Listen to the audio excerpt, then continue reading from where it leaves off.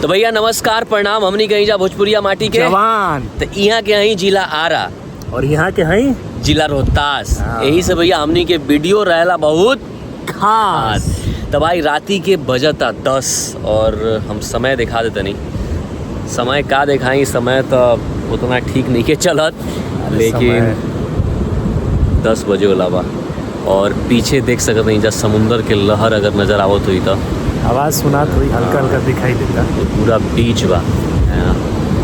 भाई तो अनिल भी हम का कहत रही कि अब अगर हमनी के अपना शहर में रहती जा, अपना गाँव में रहती जा, तो ये टाइम पे अगर हमनी के बाहरी रहती जा तो एगो आश्वासन रही दिमाग में कि घरे जइला के बाद 2 रोटी सब्जी मिल जी खाए खाती हैं।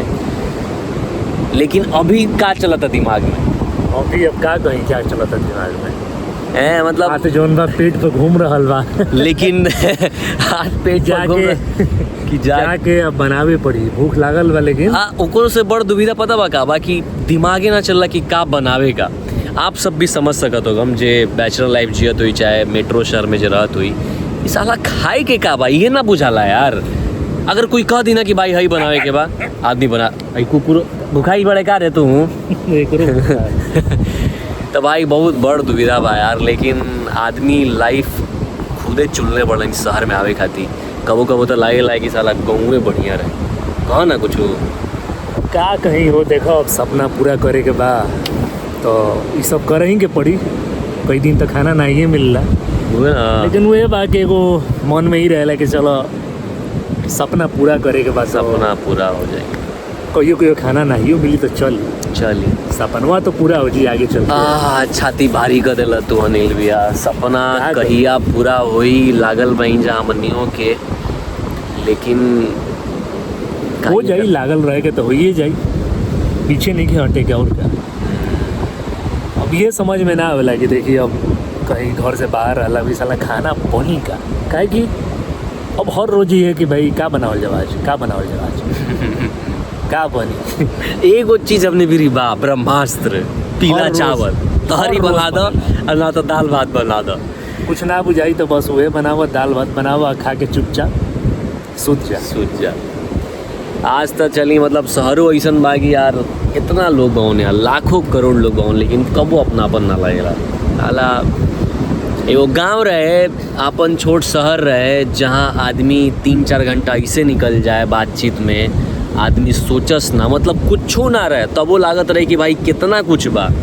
इस शहर में इतना कुछ बा, इतना बड़ समुंदर बा, इतना आदमी बड़न, जनमानस बड़न, लेकिन लागे साला कुछ नहीं है। जान तरह दिक्कत का बा तो शहर में बहुत कुछ बा, बहुत सारा चीज़ बा, बहुत कुछ बा, हर फैसिलिटी तारा मिल जाए। लेकिन सबसे बड़का कमी जौन बा पता बा का बा, एजा मतलब लोग के केहू से मतलबे नहीं।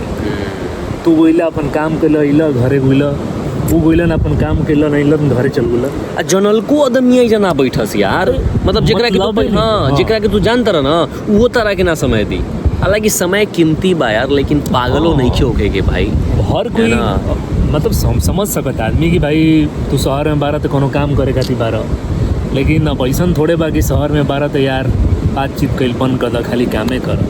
मतलब ये बहुत बड़ा समस्या बा अभी के कि लोग बस काम में लागल रह। अब गांव देहात में क्या बा कि आराम से खैला पियला, कहीं चौतरा बा बैठ के आराम से बतियला, तनी सा बतियला से का होला, मन हल्का हो जाला, तनी मन प्रसन्न हो जाला कि हाँ ठीक बा यार। जिंदगी में दुख दर्द तब बैले बा, लेकिन दोस्त यार मिल गुलन तनी सब बैठ के बकैती कर लेला, उतने में मन फ्रेश हो फिर लाग गुला काम में।